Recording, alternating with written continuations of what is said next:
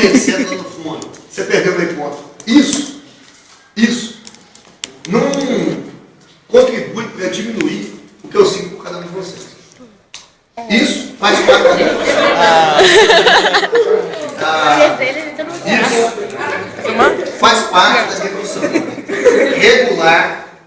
Regular, rodar com os excessos, né? Isso faz parte da minha profissão.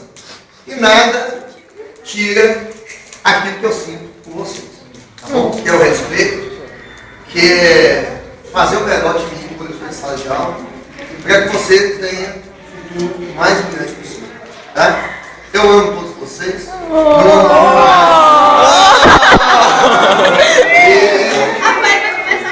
Eu tenho certeza.